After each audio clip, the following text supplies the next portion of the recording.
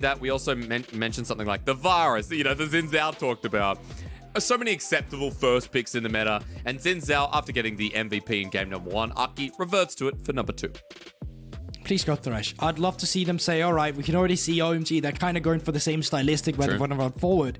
Let's take a composition where we can kite back. And you'll be able to do that, for example, with the Thresh together with the Aphelios. So I think Thresh would be a key pick to secure here on 2. And you can easily pair it up with the Renekton if that's what you want to do. Another power pick we talked about that has gone through, like the Nocturne and like all the rest we just mentioned. Remember as well, you know, for Nocturne here, even if it gets picked up, we know that both can flex around technically, even though it has mainly been the top lane Nocturne. Renekton's going to be picked up here as the first pick at the very least. Folks, there is a little bit of delay on the pick ban, I believe. We will fix that and see what actually happens, because at 0 seconds, you know, something gets locked in. So we'll wait and see. There we go. And the Thresh you mentioned, straight up. Yeah, so it's just expected. I feel like that's the best thing you can go for when you've already been banned out against the 6 with the Swain to come through. Just because that if you want to have a weak side immobile AD carry like Sivir, like Varus or something like that, it's really nice that you can pair it up with the likes of Thresh. And now that Thresh has been locked in, OMG are feeling forced to take away the Aphelios just so you don't get the Aphelios Thresh lane. Instead of picking up something like the Varus, right, something as well that can add poke, but you take it away yourself. That means for Smlz, he goes, well, if I was Smlz, I'd probably be okay because of the wide champion pool that you have anyway. Yeah, I think you're completely right about that one. And there we go. This hover is something you can easily put into it. The Jinx, the way she outranges the Aphelios is just extremely nice. And once again, specifically paired up towards with the Thresh coming into this one. And now, Jinx isn't necessarily in the greatest spot right now, but whenever Thresh is left open, that is when you have leeway to pick this champion. And there we go. So it is going to be the Thresh and Jinx going up against the Nautilus and Aphelios, which is still fairly fine for the Jinx. Yeah, it is, and I want to go forward and talk a little bit more about solo lanes coming through here, specifically for OMG, who still don't have mid, don't have top. We're getting more mid-targeted bans. That's 4 out of 4 Ultra Prime bans that are straight towards Creme. I wonder if we're going to get a 5th. Like, all of Ultra Prime's ban could literally be about the mid lane here, just to put ShiauC in a favorable position. And I think right now what you're looking for in Ultra Prime is a jungler on that 4th pick. You want to leave open the counter pick for the mid lane matchup. So Trundle has been the first one banned out. It is a champion that we have started to see going up against the Xin Zhao, because every time Xin Zhao jumps in, well, you just steal away his stats and you want to nuke him down as fast as possible. And then from Ultra Prime, taking away the Creme, just because we saw how much havoc New was able to, you know, wreck off towards that top side of the map. Yep. Had a pretty good time. I like the Dyna ban here from OMG, considering that jungler still hasn't been picked though for Hacker, especially with a Renekton as well. I wonder if Hacker would consider something like the Nidalee. Very old school, we remember pairing up with the Renekton, but when you have an Orianna, when you have ShiauC, this is his favorite champion, maybe that's a bridge too far. Well, there we go. ShiauC's Orianna was banned out in the first stages of the first game, in the first 3 bans. So this time around, he gets to pick that when so much of the pressure has been put on towards the jungle. And this does mean that jungle would get counter matchup. I don't know if you can say that since the jungler has already been picked. You could have left room open for the counter matchup as mid lane. Actually, I'm not too sure why they didn't go for the jungler there, because Orianna was probably not going to be taken away by Creme anyway, but they want to have a high priority on this for ShiauC. It does enable some good team fighting, it does enable some good peeling, and it does give you that extra movement speed and shielding on towards a Jinx, for example, that you can play around. I like on the other side though for OMG, we get maximum dosage here on the Rift once again. You have a very, well, straightforward composition, right, for the Mundo. Thresh is going to be a bit of pain in the ass, but Mundo goes where he pleases, will come into action. It feels like he might be able to get some stuff done in the laning phase as well, while OMG, this is definitely a more boring composition. Seeing Creme on Viktor, we don't even talk about Viktor anymore. Yeah, it's been a while since we've seen a control mage versus control mage in the LPL. Like, I actually genuinely can't remember the last time we saw that. In the LCK, they're very fond of doing this. Syndra, Asir, all this stuff, a lot of their one-trick ponies, they love this stuff. On towards the LPL, we're having none of that, but I guess we will be having some of it in this game versus Ultra Prime and OMG. We will. The Volibear last pick. Walk me through Ultra Prime's composition here, Guldborg, because this tells me a lot about team fighting, a lot of good scaling as well. It feels like similar vibes, but very different as to how the laning phase is going to be played out.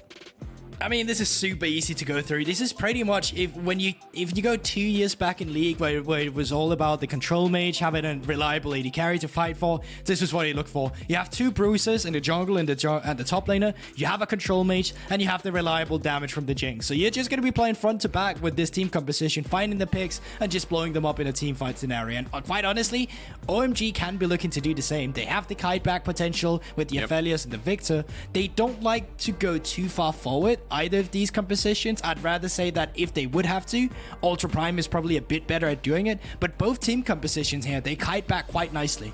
We'll be looking at the AD carry, looking at the mid lane control mages as well. We've gone from a Game 1 draft that's featured Season 11 to a Game 2 draft that features Season 8, Season 9. We just take a couple of years back, as you were mentioning, so pretty simple stuff here. Look for the team fights. Might be a slower laning phase, guys, but we'll get you through, chat. Don't worry. You know, don't fall asleep. We hope it's not going to be 1 kill every 10 minutes. That's not the kind of region we are. And when it is, you know, maybe we'll have a snooze with you. Hey, 5-10 minutes. We'll work down after what we saw of Suning versus Rogue Warriors. What we saw in Game 1 where it was a kill a minute. I really hope that the LPL blood comes through here in this second game, Guldborg, because I am not ready to sleep just yet with Ultra Prime and OMG going head-to-head one more time, at least.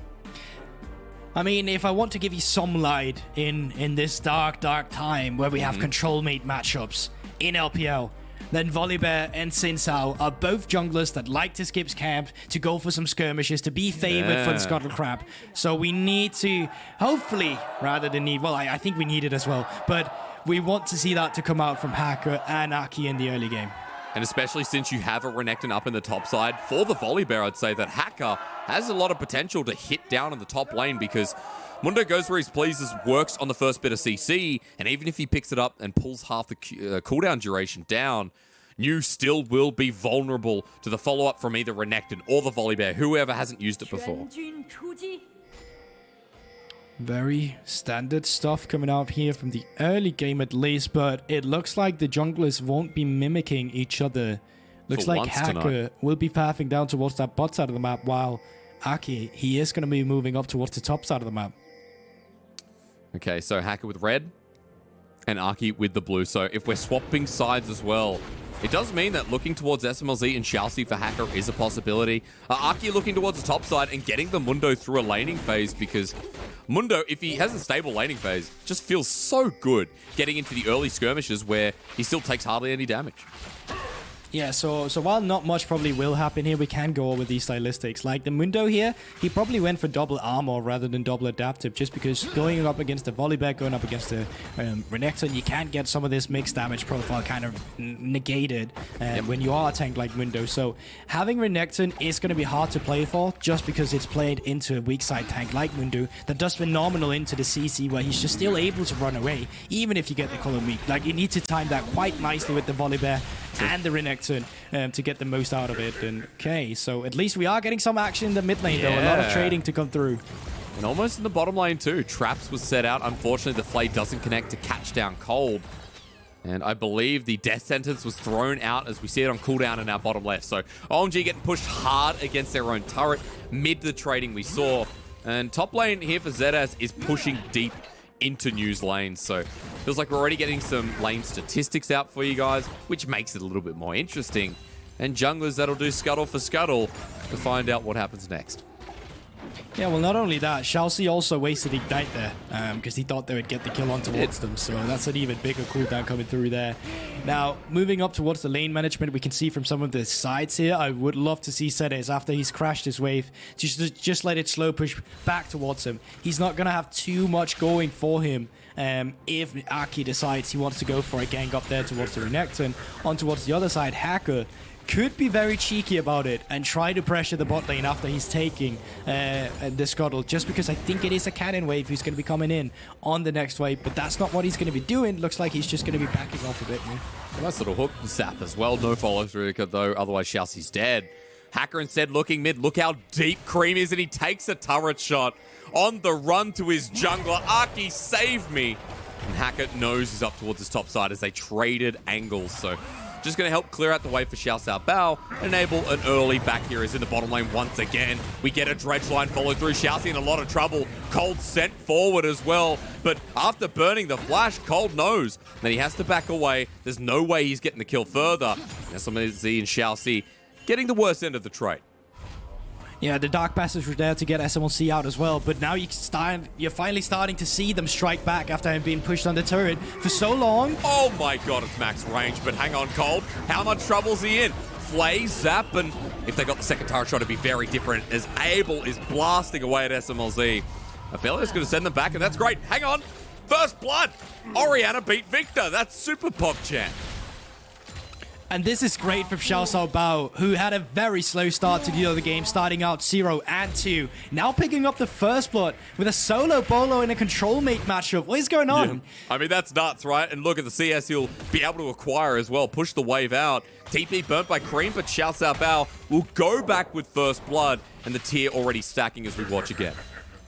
Yeah, okay, so ShiauC have already TP'd back in lane and... okay, that is very underwhelming. Mechanics. That is just very underwhelming. Well, okay. Alright, great first blood. Props to ShiauC from that one, I suppose, but Creme just really underestimating Holy, the I can't believe he hit his out autos, from the Orianna man. there. That's insane. Hitting auto attacks is so 2015. Feels like Creme didn't respect the damage and the build-up. We know Clockwork wind-up, folks, builds up on damage. Read her passive. I guess Creme should after this as well. So, first blood over to Ultra Prime. And in the Control Mage matchup, finding so much benefit here for Orianna. Feels like for Ultra Prime, things can start working off the back of this. Yeah, you know what? I'd love to be hype about that. Be like, this is why ShiauC bans Orianna. It's always banned against it. But I mean, it was, it's just quite basic, wasn't it? Really, he was auto attacking down. He came with a TP advantage. Creme hadn't backed it himself, and he was just caught on the tower. He should have just forfeited the wave and TP'd back up, but he refused to do that, and he just paid for it. So mid lane matchup obviously can be a bit tougher now that ShiauC is the one who's apparently getting the better end of that matchup. And it might influence the map, with this mid lane pressure week. Sorry. It might influence the map, I was going to say, because I think the important thing to know is with mid pushing out, Dragon becomes a possibility, bottom lane gets even harder. A one mistake from Creme gives Ultra Prime a lot more windows to play through than they would have had before. Exactly, and specifically when Hacker does reach level 6, that's when we're starting to look towards some of these roams to come through from the Orianna. Get the mid lane priority, move down as a unit, and just set up these dives where you're able to disable the turret. And you can, I think, preferably do that towards the bottom lane, as they still trade out a lot in the mid lane, but even despite ultimate being used by both laners here, it looks like it's ShiauC who's just getting the better end of that skirmish. So while they are taking this Drake, take a look on towards Aki. He's taking away the red buff of Hacker in just a bit here, where he is going to be counter jungling to get as many resources as he can while they cannot contest the objective. And maybe it means he can do something with Mundo in the top lane. A ward hasn't been put down to the tri-brush, and you look at where the wave is, feels like it's going to be resetting right in the middle of the lane. Ultra Prime get the dragon in the end, but I'm curious to watch Aki's pathing a little bit more here, Guldborg. I mean, he could be looking up towards punishing the top side of the map where there is a pretty decently overextended Renekton, but it looks like he's just going to be leaving him alone, trying to get as many camps as he can from Hacker, while you can see Hacker down towards the spot side of the map. Yep. Is still resetting here, so small tempo advantage going on towards Aki, but it's not like you're going to be using that for too much here in this instance. It's not like it's going to be game-changing. For Ultra Prime, you're just happy you got the first Infernal Drake.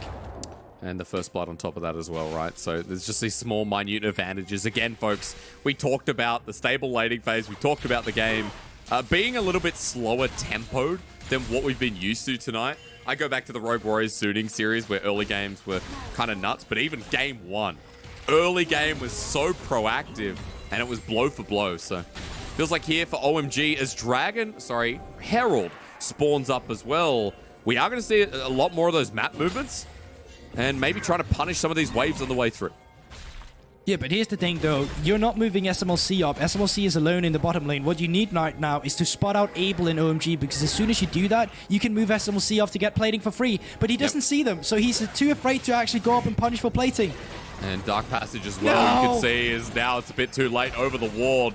SMLC made the slow back coming through. That's a free Herald because of one map movement, and now 5 versus 4. They'll feel confident, even with ShiauC having a lead. Cold sectioned off, though, and OMG are not grouped up. New trying to hit away with the briefcases, but Mundo goes back to his business meeting, and it is just a Herald for nothing. That could have been so much solo plating from the side of Ultra Prime, where Smlz would have just been able, as Jinx, to just nuke down those turrets to at least get 2 plates for himself. But the fact that they had not established any offensive vision while they were moving up towards that top side of the map meant that they're not able to spot out the bot lane moving up before it was too late, and Smlz had already backed. And OMG can get a lot of gold back for this, right? We've got the Herald now in firm hands by Arky. As he finishes his clear, he can pick any of these lanes that are looking pretty even. Creme, you'd argue that's not as even, but still not too far down in CS. And I feel like Arky has just given himself options, and the early game has been swung back when it becomes even gold, when the turret plating gets taken by the Herald. Yeah, you're right about that. And problem for that Herald play, though, is that they don't have too much priority to play around with, right? Usually with Herald, you want to be able to collapse with multiple members, but for OMG, ZS is continuously pushing in the top side of the map. In the mid lane, ShiauC has been the one pushing the mid lane in all the time. And in the bot lane, ShiauC and Smlz has been the one pushing in the bot lane. So becomes a bit scary, and now Ultra Prime seems like they're looking for a pick on towards Creme. He does have flash. Immediate flash from Hacker, though, locks him down. Shockwave brings him back. Creme with a couple more. Stormbringer to turn off the turret, but incoming for Hacker as he's moments away from getting shot again. Nice dive, nice kill to set up ShiauC second time. And there we go, another kill going over to ShiauC, and we talked about it, the Volibear together with the Orianna, where you're able to just disable the turret. He came in with the extra movement speed, but now, with the jungler being on towards the mid lane, moving up towards the top side of the map, OMG is going to strike back themselves and try to get some plating down in the bot side. That'll be huge for Abel as well. Look at the shurikens in hand as Smlz and ShiauC want to clear out the wave. They can do that with the Jinx, but still a threat here from Arky, who's content on diving. Excuse me, I've learned the difference between those words. It is shared between Abel and Arky, 160 gold each, so a response nevertheless, and one that is greater than 300 gold for a kill. You're completely right about that. And now Arky is resetting, Cold is staying around. They could look for plate if they wanted to, but Hacker is in the vicinity as well. So they're just going to go back here. They're going to be happy with the plating they took. And then 1 minute, the Drake will be spawning as well. It would be the second one for Ultra Prime. And look at the inventory here, Hysterics. Luden's Echo is already picked up by ShiauC in the mid lane. That's going to hurt when you get into these skirmishes. I mean, again, we will now start talking up the Orianna. I like that you talked about the dragon timing here with 30 seconds to spawn. Do you feel like that's too much for OMG? Is this just an instant second dragon that Ultra Prime should have? I mean, I just feel like when you already have a mythic on ShiauC, he's probably close to hitting level 11 as well. It will become very hard to fight for, specifically because the composition you have right now is about kind of Especially if you get a pick. The bear's in. The weird man with a staff is dead. And there you go. I mean, do they have the priority now for the Drake? Yeah, I do think they do. So this should just be the second Drake going over to Ultra Prime from a pick once again on Creme. You can see it's really not. I mean, Cole just almost caught out. The thing is for OMG, this early game, all about this mid lane, and if you know that ShiauC in fog of war, ShiauC starts moving, you have to be careful. Because OMG, the more they get caught out here, we stop talking about the scale and we start talking about Ultra Prime running away with this game. Because it's now 2 dragons, it's a gold lead still there. At about, what's my math today? What do we reckon? About 1,500 gold? Yeah, about that. Ultra Prime doing well this game. And, I mean, obviously, Creme, he's not looking too hard on the Viktor. Oh, I'm just going to shut up. It seems like they're still posturing for some fighting here. And backed off, there we go. But remember, this is a mid laner that had 4 bans against him. 5 if you count the Gwen as well. So going on towards the champion like Viktor, probably going down a field where he's on one of these champions where he's not too comfortable, probably. Yeah, I mean, Gandalf at the moment, like, not a great pick into this game where he's 0-3 is going to require a lot of resources to get back in. And when we say that, we know Viktor can just farm up, but he's 30 CS behind in farm right now. And every time Hacker makes a move into one of these lanes, it's mid. Then he rotates bot, and then he comes back mid. He's just been doing circles, sacrificing some of his farm because he knows that ShiauC Bao's ahead and he wants to keep it that way. Yeah, completely right about that. And it's going to be tough, right? Because even if you are behind as you are right now, you don't have those instantaneous goal buttons. You have the Nautilus hook, but then you're forced to walk forward into the enemy team. And when you're forced to walk forward into a Jinx and into an Orianna, that becomes kind of hard. For OMG, you need to be able to somehow, some way, get the grasp on towards this game and be the first one on the objective, because you want them to walk into you. You want them to zone. You want to zone them away with the Viktor lasers. You want to be able to kite back with Abel on the Aphelios, because if you walk forward, it's just going to benefit Ultra Prime. It's in this awkward state where both team composition really want the same thing, right? They want to be the first team. They want to be the one kiting back. So if you are the first team on an objective, you can make it awkward for the side of I'm just going to shut up. Well, ShiauC Bao teleported in. We didn't get to see it, but we know he's dead. It's left to Smlz, and ZS is like, I can't chase anyone else. Who's going to get the kill? Over to the Jinx, and she gets excited. So, nice TP here from Ultra Prime to punish the first turret blood that I'm sure OMG were happy about getting. Yeah, a bit aggressive though, and quite interesting that they're not down here with the Volibear, so you can actually move around with the ultimate there, or using that pressure up towards the top side of the map. Okay, another skirmish coming in here. I'm glad we're fighting. I mean, with the compositions that are arguably more boring, they want to fight, and the shockwave coming through, dodged away by Cold, but News joined the play. Mundo come in to smash 650 gold. A big boon here that News going to be very excited about achieving. I'm not too sure about the double TP that initially came through from ZS, just because that I feel like there was no reason for it. I really feel like he was dead either way, but they're still in the enemy jungle. Run, Ultra Prime, run. Why would you try to hook a Mundo? Creme gets back into the game, and Ultra Prime, ooh, that's not good. Guldborg, gold's back into OMG's favor. I have no idea what I'm watching now. With the resets and the death timers coming up from ShiauC Bao and ShiauC, Rift Towel is just going to be deployed in this mid lane, and I think they'll just get 2 charges off this if they can clear the wave. Nope, they're not going to do that. They're going to go back and clear their own jungle, but still, they get the kills and they get the turret, and now you're in a position where you can say, all right, now we have a gold lead again. Maybe we can be the first one on the next objective, just because now, theoretically, the map stage should potentially favor us. Well, it shouldn't have, because Ultra Prime was so far ahead. We're going to watch how this started again, and oh no, the hook missed. Yeah, they're getting baited into it. ShiauC's like, he's overextended. Place up, nice sidestep, coming in from the side of Creme to finally show his presence in this game. And then the Mundo obviously had that TP after ZS TP'd in himself, and they're just able to get out. But this is what I don't get, though. You walk in on wards. What do you expect? You have no priority whatsoever. Why are you doing this? Literally. His name is Frank. He's a tank. Don't touch him.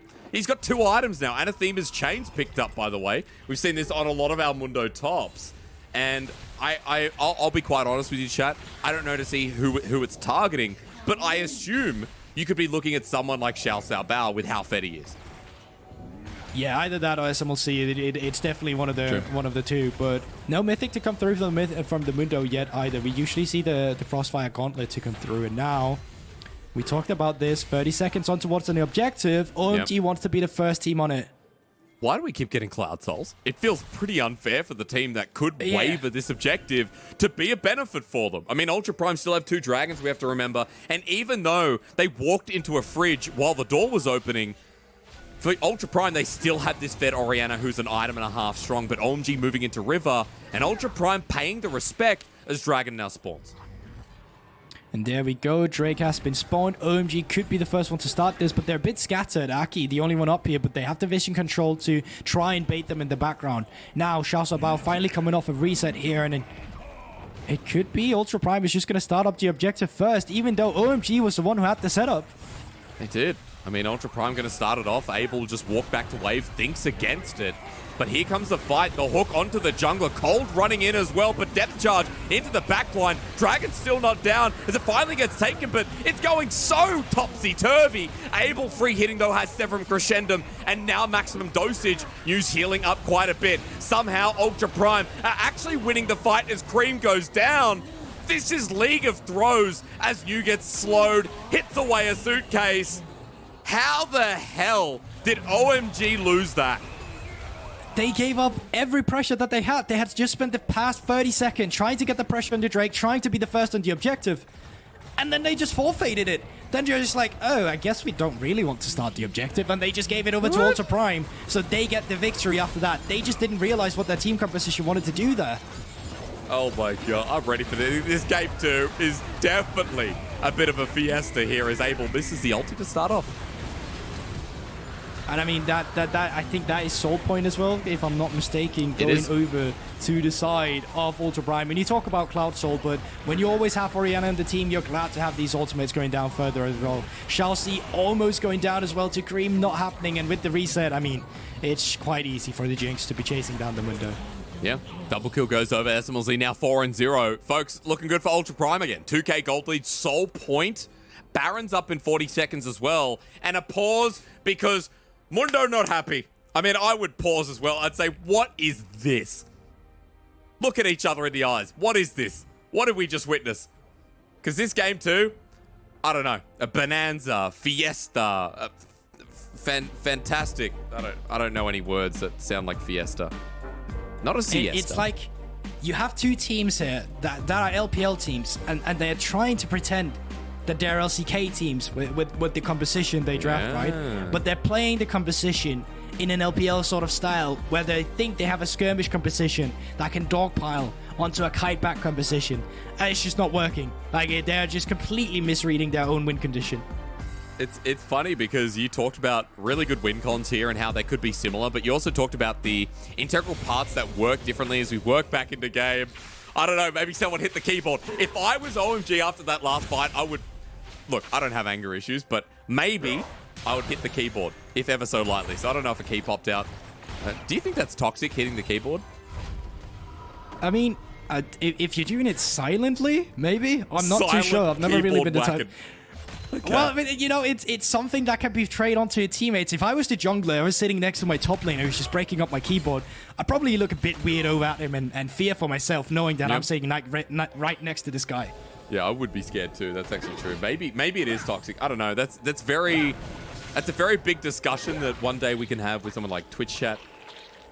Because at this point in time, I will bring you back to the game. It's 11 kills, 20 minutes in. Ultra Prime have Soul Point again. 245 until we start talking about the Dragon setup. But 2 items pretty much across the board here on Ultra Prime. And I'm talking about damage dealers, right? Renan's Hurricane, Seraph's Embrace. We can talk about Volibear soon, but big core damage items that give Ultra Prime a bit of power. As, oh no. Oh, ShiauC's caught out. Well, Cole's going to hit a ward because you know it's done. They just know it's done. Baron's up. ShiauC has missed a lot of hooks this game, and he gets punished for it once again. Even if he hit that hook, he'd still die because all of his members are scattered out across the Summoner's Rift, while on OMG, they were just there. They were waiting for the minion waves to be shoved into them, so ShiauC, just an overstep there, but I mean, it's not going to cost them anything. Losing your support there is completely fine. Baron obviously is still up, but he's not going to be the member that's suddenly making OMG think, oh, they lost their support, we can start their Baron. So the game state is still going to continue like this. The only thing you can be happy about is that when the support dies, that's the guy with the wardstone that dies. So there won't be too much pressure coming out from Ultra Prime while ShiauC is on the bench, but he's only level 9 and, you know, he's back onto this Rift already. And right in time to set up some vision for this next Drake, the Soul Point that comes through for Ultra Prime. The pick as well does mean that more gold goes over. I think it's important to note that OMG are only 1,500 gold behind here at 21 minutes in the game. Again, we talk about how close it is despite what we saw in the last fight. That's just from OMG still keeping up in CS in the bottom wave. Jungle as well is a big part of it. And I'm still kind of surprised it's not more with a 200 CS Renekton, with a 238 CS Orianna from ShiauC. Oh, okay. Skirmish around mid here. Abel in a bit of trouble. Will he get locked down? Cleanses away immediately. Here's ZS for the flank. His jungler helping out. ZS, though, on an island, and ShiauC doesn't want to be anywhere near him. Crescent Guard, Audacious Charge, and OMG find yet another. New has taken the maximum dosage as the Dark Passage to save his life. Creme on the chase, Abel the same. And you know what? This time it was the top laner, and this time it means something. Yeah, it might mean something, but it's still 25 seconds. ZS, he does have TP, and it's going to be quite tough for OMG to make a turn on toward this one because I mean, there's still some good ground to play around with the Orianna. It's going to be hard for them without an immediate form of engagement. Cold, he's trying. Cold's in. Death charge in the back line. Hacker's destroyed. Cold flashes away immediately while Smlz can't do anything. But the Super Mega Death Rocket proves me wrong. On to New. He's getting shredded up. Gets a shield. Hits himself up. But he's at half HP. TP. Well, this Baron seems like a bad idea. OMG in the middle of the pit. They'll secure it. But how many people do they lose? 1? 2 over the wall? No, it's a flash. It's a slice and dice, but Aphelios! Abel! Oh my freaking god, I'm not ready for this. We lose Viego, we lose Gwen, but over the wall, Abel's got a triple, and now it's a quadra kill. He still exists, folks. Say it in chat. 2-0-0. I'm lost for words on that one. Did you see how many chakrams he had? That was absolutely insane to actually see that. He had stacked so many, and I can't wait to see the replay on that, because I was too caught up on just watching ZS and the others try to remove the others. So initially starts up with a nice engage from Cole, but listen, I don't care about this. Get me to the 200 years already. I want to see how many chakrams this man had stacked up in this team fight. Wow. They're still trying to get onto it. Aki, he does secure the Baron, and you can already see how many chakrams he's playing around with. And then I think he drops a turret at some point. That is just hitting out so many members. Look at this. Onto ShiauC as well. ShiauC walks up then. And then he gets the proc. This is like from 1400 range. He's doing this. Look at the amount of chakrams around him. I mean, the flash over the wall.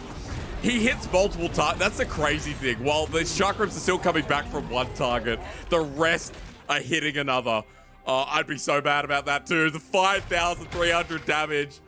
I love this game. I mean, I love League of Legends. I'll be honest. It's just great. And sometimes I love watching champions that make no sense to me or my brain, but continue to act like that. Infinity Edge bought flat out after that fight, as he's now 6-1. And now they got the Baron while we were in the replay. They were able to pick up the Cloud Drake for themselves. So no soul from Ultra Prime either. And now 2k up out of nowhere from the back end of that performance from Abel on the Aphelios. What a great choice of guns, really. Having the sniper to play around with the chakrams there. Usually you always talk about the red and white, but there, having the sniper calibrum to actually play around with that insane amount of range when we talk about these control mage matchups were actually huge. Aki? Yeah, he's going to get pulled in. Flash over the wall. The jungler from OMG has different thoughts. He's scratching his head right now, and I would be too. Nothing new to see here. League of Throws. We keep it up, guys. There's no worry about it. We're playing ping pong. Oh, good ward. Good ward here from OMG. They know ZS is flanking around. They're trying to get out. Slice and Dice Flash is available, but you know what they're trying to deny is absolutely nothing. It's the Baron play they're trying to deny. I was thinking, oh, maybe Dragon's going to come up, but it hasn't been that long. They just slow OMG down. That means the Baron play is not going to be as successful as it could have been breaking down these side turrets. No, but as Ultra Prime right now, you don't mind stalling down the game because all of a sudden, your AD carry kind of fell behind the curve. In the mid lane, you have the matchup where you're ahead with one item, but on the AD carry level for SMLC, he's the one who's an item down, excuse me. And that's kind of what we're waiting for. You want to see that Infinity Edge to come through before you really overextend on your fights. As they're now pushing towards the bottom side, inner turret's going to go down. OMG moved the gold lead up to about 3,000 here at 26 minutes. Look at this. OMG have lost their Baron. They're walking away. The Baron power play about 4k.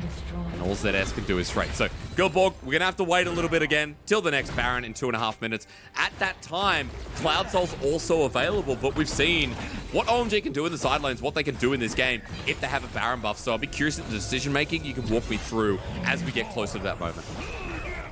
I think, for the most part, what I'd like to see from both teams now is that they all just take a deep breath, all right? And they stop getting picked off guard as they are individually so many times. Like, you're playing in a composition where a lot of these champions, they don't have too much agency. And ShiauC, if you're playing Thresh, you're the one who's letting your friends face check. Let the Volibear face check, because then you can give him the lantern to get out. That's the kind of agency you can give to them. But on the other side of OMG, if you don't have the pressure to play around with, don't walk into the fog of war, because you'll just get exploded like we saw Aki did. That's right. I mean, like it's just silly decision making that is shaping this game. We saw the last fight from Abel. It was a very different story, but nevertheless, close plays that shouldn't have been as close, plays that have been pretty frantic being made. Abel, by the way, are you ready once again? He's got his crescendum, but has just run out. Wants to get rid of Calibrum here as he queues down. Gravitum now picked up as well. A minute 15, folks. Look at top left, look at top right. That's what we're playing towards here. And OMG still not making their resets. Just want a bit more pressure on the map. Hoping now that they can make their decision after a quick back. Looks like he won the purple and blue gun for the fight, though, here, Abel. He probably should get a reset soon through here, just so he can get the mana picked up again. And once again, OMG, remember what we want from them, Hysterics. They need to have the pressure to be the first on the objective, and then they can kite back when Ultra Prime come running into you. You don't want to forfeit the pressure on the objective, as we saw with the third Drake. I mean, it'll be a lot about side lanes too, right? A lot of the time, the side lanes haven't been touched by OMG. It's just been going through, looking at mid, running back to the objective, and you're right, giving it up as well for no reason whatsoever. So I know what I want from OMG. I know what our audience wants from OMG. I know what our audience want from Ultra Prime in that regard too. We want to see a good, clean team fight, ladies and gentlemen. Nothing below the belt, as Ultra Prime have mid priority for now. But you look at River, and Mundo's on his way. Yeah, one thing quickly before it starts, Creme, don't get caught off guard. Hacker's got Sonya's Hourglass. We've talked about supports getting Sonya's Hourglass, but now on the Volibear instead, they can go for the engage. And he set himself up. That's Aki in for the backline, and Hacker's dead. No Sonya's to save the day. Good timing there, Guldborg, as you won't die for the time being. Zedith flashes away with the slice and dice.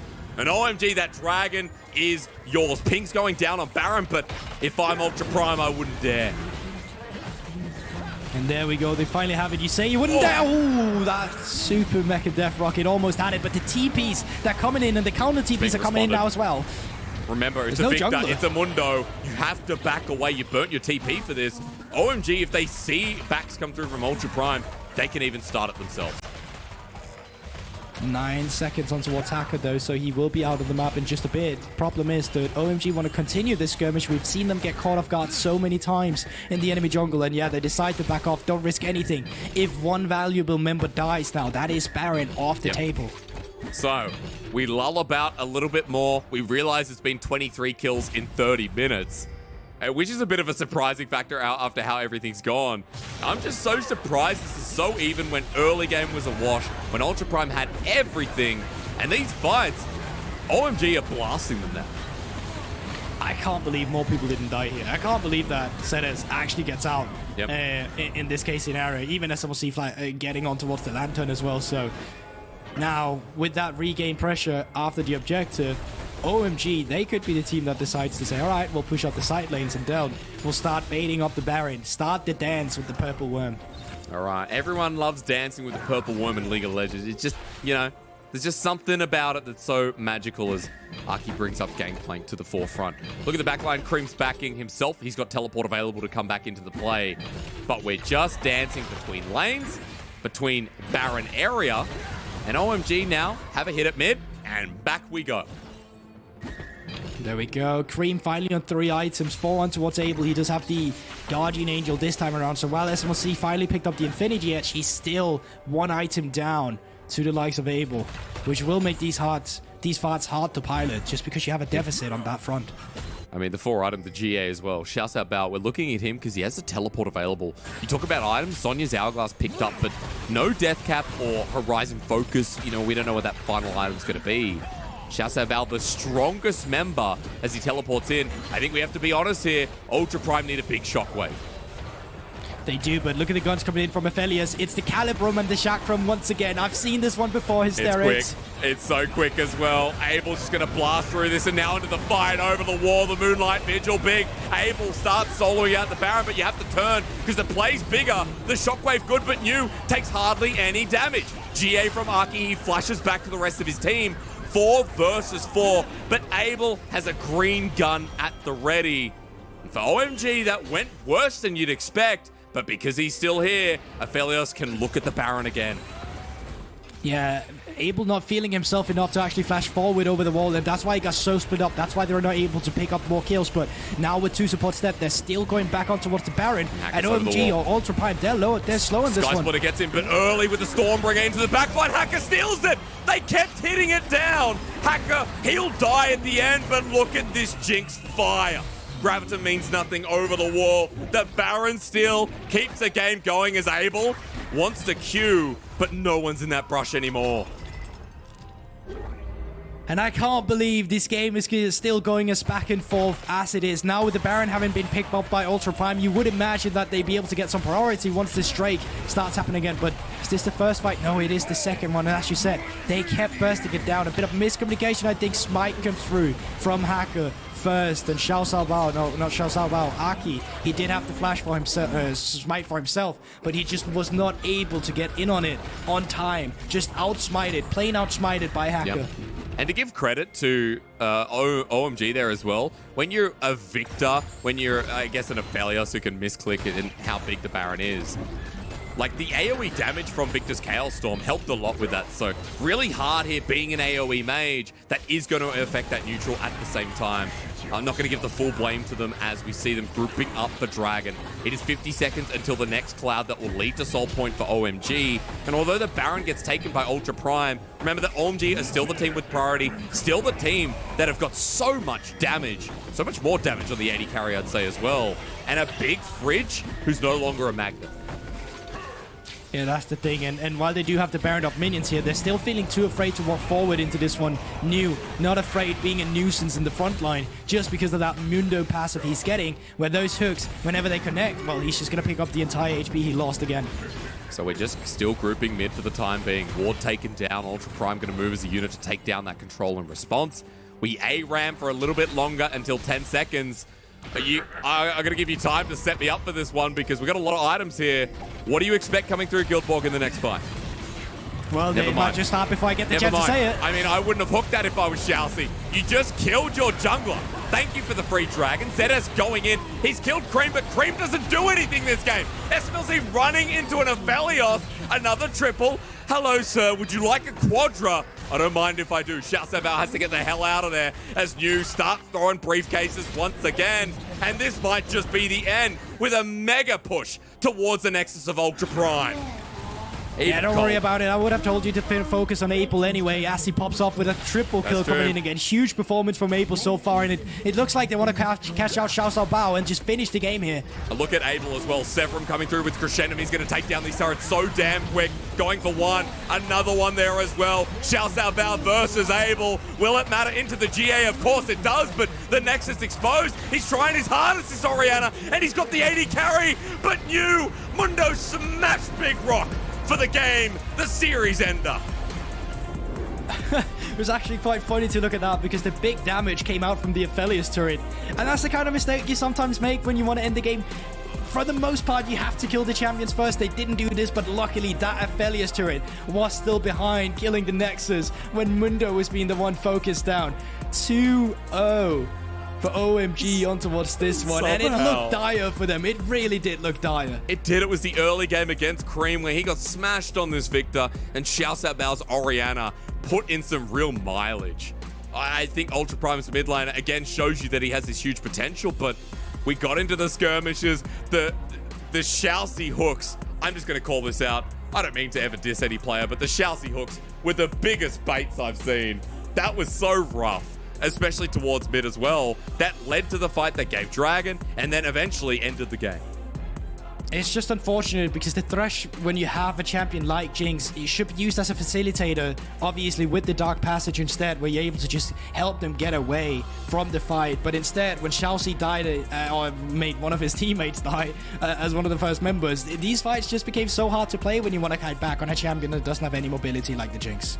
Yeah, it's really hard. I'm not sure what happened in the end. Smlz so far forward, and I don't know how you analyze this, Guldborg. I'll be honest, I'm not envious of your position looking at what that game was, because that was such a messy game that was full of throws and questionable moments from a team like Ultra Prime, who were so far ahead. But I mean, you could argue the same for OMG, right? A couple of fights going through when they did start getting priority and they did start getting an advantage. Throwing it away here and there as well, fighting earlier than they should have around that third dragon. Yeah, but from the get-go, it felt like, from the beginning, this was Ultra Prime's game to lose. They were the one who started picking up an immense lead in the mid lane from ShiauC, who's got the solo kill onto Creme, who kept it up. You can even look at the damage coming out from the Orianna. Look at that amount. That's absolutely insane. and then they just misread the situation one time, and they just all start getting picked up. I'm thinking of that Baron fight as well, where Abel is just able to get the quadra kill and completely turn the tide on towards OMG's favor. And you can see it right there on the gold graph. That is an LPL gold graph. That's what I'm laughing at, man, because that's home to me, right? I look at that and I go, the perfect place to be, in a mountain, in a roller coaster that continues to spiral and go up and down, and good stuff, guys. At the end of the day, 4K gold lead to finish off on, but Ultra Prime and OMG, you can't say you weren't entertained in that second game. I think the biggest thing as well is that, like, Creme did the most damage on his team, even though he was so far behind. And that's impressive. It's impressive considering how much he struggled in that game and how much Ultra Prime doubled down on every movement Creme made. Yeah, I mean, it's just crazy, right? But it is the control mages that you get. The later you get into the game, the more the poke damage you get, like the laser, like the Chaos Storm when it's there. It's so much consistent, but a bit slow damage you get out there. And then you see champions like Abel on the Fed Aphelios, who's just like, all right, I'm just going to throw everything at them here. But outside of the team fights, he's not really able to touch them. But that's where the Viktor damage kind of come through. So if we took an isolated team fight damage, I think Abel in the later stages at least would have more damage, but just due to the nature of a control mage, obviously Creme able to pick more damage graph off on this one. I don't want to see him on Viktor though. Again, I'll be honest, I don't care whether he likes it or not. That was quite tragic. But even more so than that, I don't want to see Viktor in the meta. It's like watching an Azir meta. You think, well, this champion's going to farm for 15 minutes and then hopefully do something. Abel picks up MVP, of course. It was almost a double quadra. It was a triple on the second fight around. MVP number 3, and dude, this Aphelios, I don't know what to say. He did 18k damage total, and 5,000 of it came from this one fight, or the fight after the fact. Yeah, I mean, once again, just take a look at the chakrams. It's just honestly insane how many he was able to stack there. The turret comes out, and there we go. They all just start walking into it. He's marking them all with the calibrum, and like, look at that. It's absolutely crazy. It's very satisfying to watch, though. But look when he's walking around, how many chakrams there was around him as well. I don't think I've seen that many shurikens on an Aphelios in recent times. It was a great experience for all Aphelios mains out there. Just showing you the champion is still in a very good position as, oh no, Smlz walked into the gravity field of Creme. I mean, he got excited passive and he just ran into the W that was obviously there. Smlz can be really, really good at times. You know, game 1 was an example where he was a solid mass, but game 2, I mean, he had some good Jinx moments. But then that can also happen. Risk versus reward, all that kind of stuff. It feels bad when I know he's such a great AD carry and has been top in the league before. Well, yeah, you can take that all the way back to the draft. As soon as they drafted the Thresh on the red side on their second pick, the next pick that would come through from the blue side was just Aphelios immediately to take it away from him. Yep. Folks, we do have an interview, though, I have been told. We're going to be going forward, and I believe was it Cold or Abel in my ear there? Which one did you hear? It was Abel. I think it was Abel. We're going to throw it over to Wendy and Abel. My apologies, folks, to find out if I was right or not.